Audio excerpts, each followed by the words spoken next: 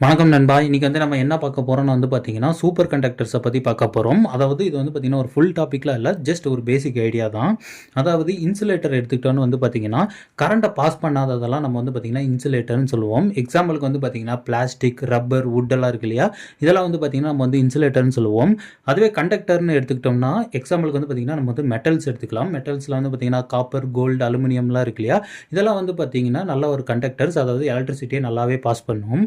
அதுவே பார்த்தீங்கன்னா செமிகண்டக்டர் எடுத்துக்கிட்டோம்னா எக்ஸாம்பிளுக்கு பார்த்தீங்கன்னா ஜெர்மானியம், சிலிக்கான்லாம் இருக்கு இல்லையா? இதெல்லாம் பார்த்தீங்கன்னா கரண்ட்டை வித்தியாசமா பார்த்தீங்கன்னா பாஸ் பண்ணும். ஆனால் இந்த சூப்பர் கண்டக்டர்ஸ் இருக்கு இல்லையா? இது எல்லாத்த விடவும் பார்த்தீங்கன்னா ரொம்பவே மாறுபட்டது. அதாவது ஓம்ஸ் லா படி பார்த்தீங்கன்னா V = IR. அதாவது இந்த எல்லா பொருளுக்கும் பார்த்தீங்கன்னா ரெசிஸ்டன்ஸ்ன்ற ஒரு விஷயம் பார்த்தீங்கன்னா கண்டிப்பாக இருக்கும். அதாவது தடைன்றது பார்த்தீங்கன்னா இருக்கும். இப்போ எக்ஸாம்பிளுக்கு பார்த்தீங்கன்னா அந்த கண்டக்டரில் ஒரு காப்பர் ஒயர் நம்ம எடுத்துக்கிட்டோம்னா அந்த காப்பர் ஒயர்லேயே பார்த்தீங்கன்னா இவ்வளோ ரெசிஸ்டன்ஸ் இருக்குது இந்த ஒயருக்கு அப்படின்னு பார்த்தீங்கன்னா போட்டிருப்பாங்க. அது என்னன்னு பார்த்தீங்கன்னா ஒரு எண்டில் பார்த்தீங்கன்னா நீங்கள் ஒரு 5 வோல்டேஜ் கொடுக்குறீங்கன்னா இன்னொரு எண்டில் பார்த்தீங்கன்னா அந்த 5 வோல்டேஜ் அப்படியே சேராது. என்ன நடக்கும்னு பார்த்தீங்கன்னா ஒரு 4.5 வோல்டேஜ் பார்த்தீங்கன்னா சேர்ந்துருக்கும். மீதி இருக்கிற 0.5 வோல்டேஜ் என்ன நடந்திருக்குன்னா ஹீட்டாக பார்த்தீங்கன்னா வெளியே போயிருக்கும்.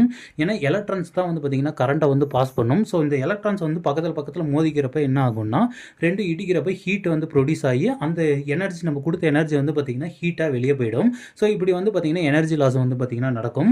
இப்படி தான் பார்த்தீங்கன்னா எல்லா மெட்டீரியல்ஸ்லையும் பார்த்தீங்கன்னா செயல்படும். ஆனால் இந்த மெட்டீரியலே பார்த்தீங்கன்னா நம்ம சூப்பர் கண்டக்டராக மாற்ற முடியும்.